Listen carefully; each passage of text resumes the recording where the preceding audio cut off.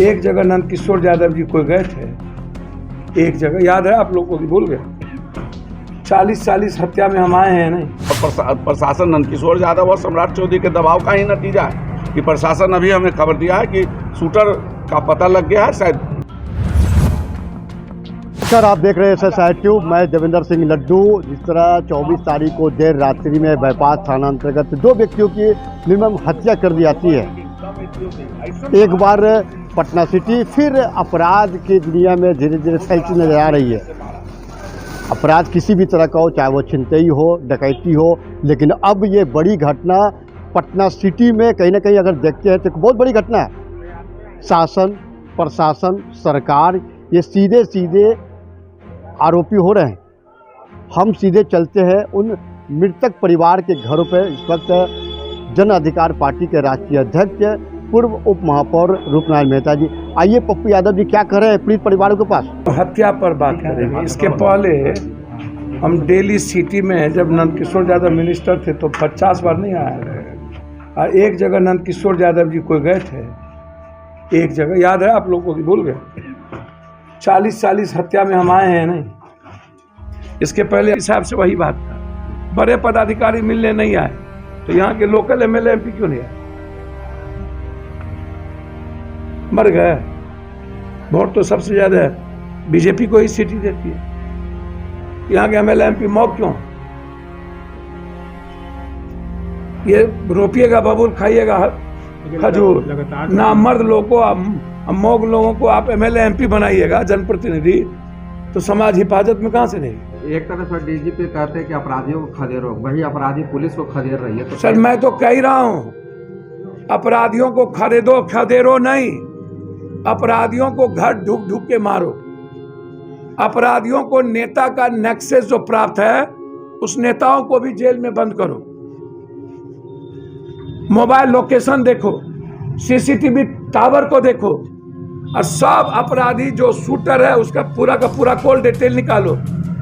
इसमें जो शूटर पकड़ा रहे हैं इसका पूरा कॉल डिटेल निकाल के देखना चाहिए कि किस किस से ये 15 दिनों से बात कर रहे हैं, और उस पर काम करने की जरूरत है। अपराधियों को खदेड़ने की जरूरत नहीं है। जो बलात्कारी हैं, जो एक्सटॉर्शन लेते हैं, मौत का कोई कारण नहीं। इस दोनों व्यक्ति का जो मौत हुआ, अभी मैंने SP साहब से बातचीत की, कल ही मेरी बातचीत SP साहब से हुई थी। शूटर समझ लीजिए कि पकड़ा गया। बस आपको जल्दी से खबर मिल जाएगी इसमें किसकी भूमिका है मरवाने में। SPD ट्रायल के लिए हमने रिक्वेस्ट कर दिया है। हम भी चिट्ठी लिखेंगे डिस्ट्रिक्ट जज को और हाई कोर्ट को। आप गंभीरता से समझ लीजिए, मेरे आने के बाद भगवान भी नहीं बचा सकता किसी को। गलत किसी नेता का बाप बेटा हो, कोई हो, या महागठबंधन, उसके पहले दोनों का हालात आप देखिए ना। अपराध हो रहा है ना, तो इसको आप सही नहीं न ठहराइएगा। आप भट्टी जी को लाए, संदेश आपने सही दिया, लेकिन पटना, नालंदा, हाजीपुर में डेली मर्डर हो रहा है। डेली अभी जो जुठली में घटना घटी, जिसमें हम 10 मिनट बाद पहुंचे, 4 आदमी को मार दिया। ये कौन है? उमेश राय, बच्चा राय। ये नेताओं का नाजायज औलाद है। ये लोग बता रहे हैं ये अपराधी माफिया दामाद बना के पालता है इन लोगों को।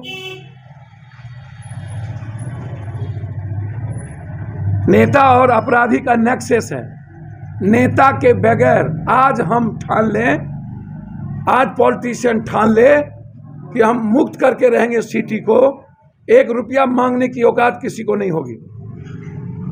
एक आदमी के जिंदगी में कोई दखल नहीं देगा।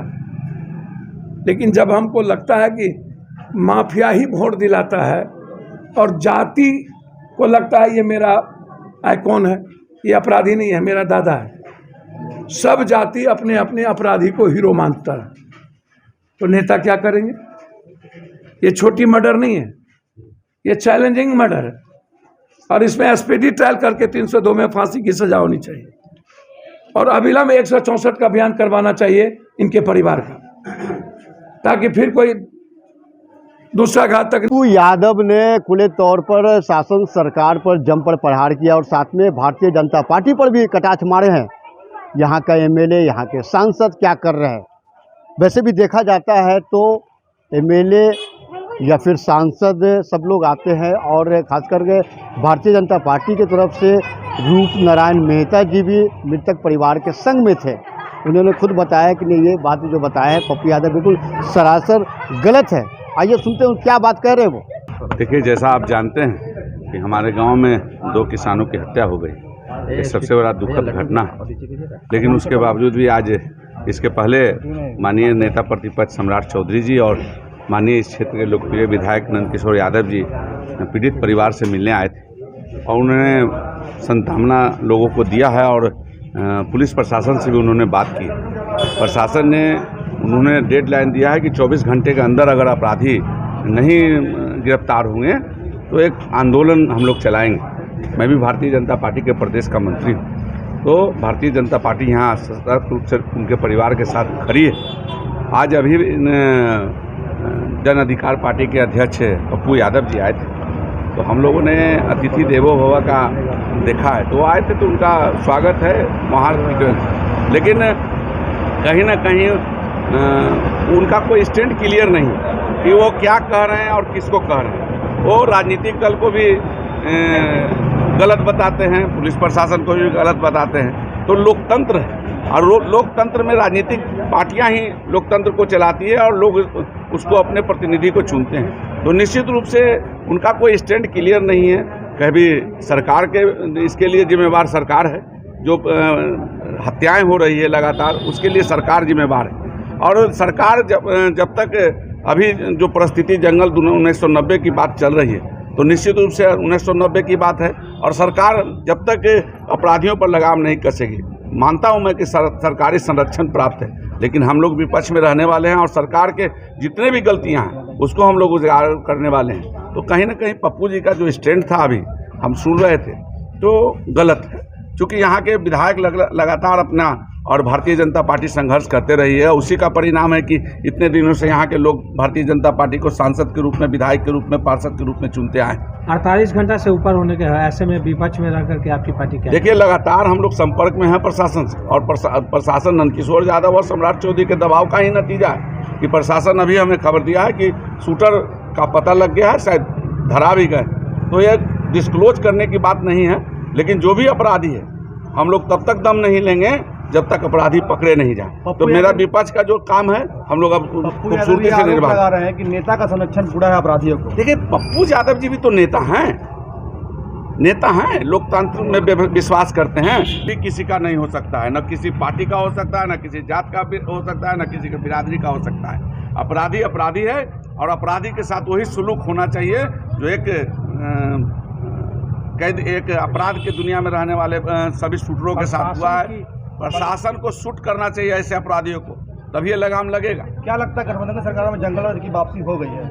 इसमें कहने की बात है, आपकी कखनी जान जाए। सिर्फ अपराधी को ये बात समझ में आ जाना चाहिए कि आज हमको मार देना है तो मार देगा।